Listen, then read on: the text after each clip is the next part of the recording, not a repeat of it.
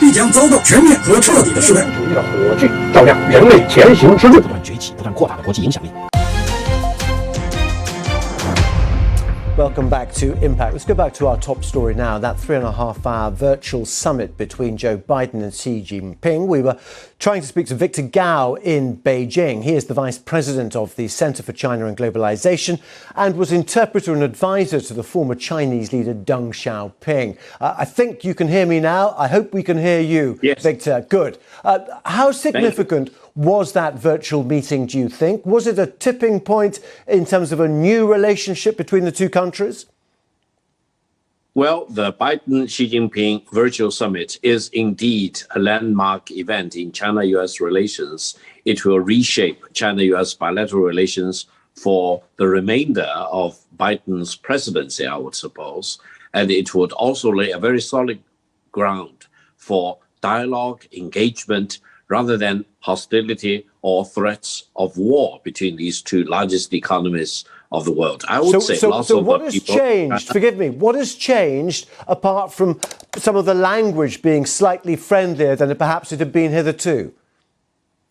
Well, I think the fundamental change is that these two countries are not destined to war. They need to get along with each other despite of all their differences. And any threat to resort to war between China and the United States will, I think, in their best judgment, because both are very seasoned politicians and statesmen, will lead to Armageddon, not only for these two great countries, but for mankind as a whole. So they must get along with each other. They must enhance mutual understanding. And the virtual summit is a very important part of their process of increasing understanding, reduce and minimize differences.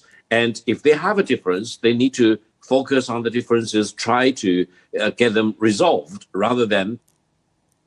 Where is the West's leverage, though, over human rights abuses, the persecution of the Uyghurs, the potential threat to Taiwan? Where is the leverage there with President Xi and Joe Biden, which didn't exist before? When you look at the West's approach to China 10, 15 years ago, if we talk, China will change, but China doesn't want to change, does it?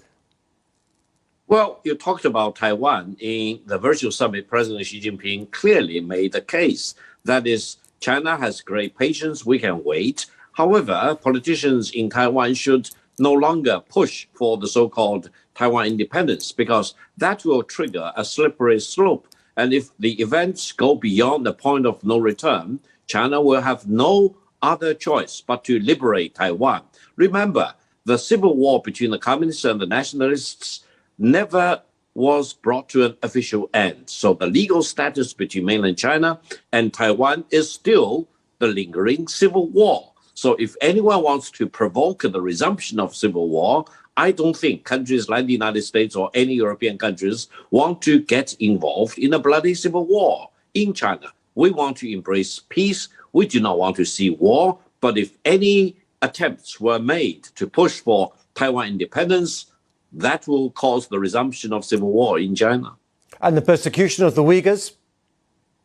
Well, first of all, Uyghurs are our brothers and sisters, and they are a very important part of the Chinese civilization and national culture. Now, there are individual Uyghurs who are bent upon becoming extreme forces, and they are radicalized. They are very much connected with evil forces in Afghanistan, in Syria, etc. They learned how to do evil abroad. And forgive me because we're running out of time, but President Joe Biden must accept that narrative, must he? No, I think the United States will need to see the three evil forces in Xinjiang as they are, rather than adopt double standards to call threats of terrorism against the United States as terrorism and threats and terrorism against China, the Chinese nation, as freedom fighters, for example. That kind of double standard, even involving President Joe Biden, will no longer stand scrutiny. We need to be united against these evil forces, including terrorism, rather than being divided by terrorism and extremism and radicalization. OK, Victor Gao, good to have got back to you. Thank you very much indeed for joining us today on Impact. Thank you for having me.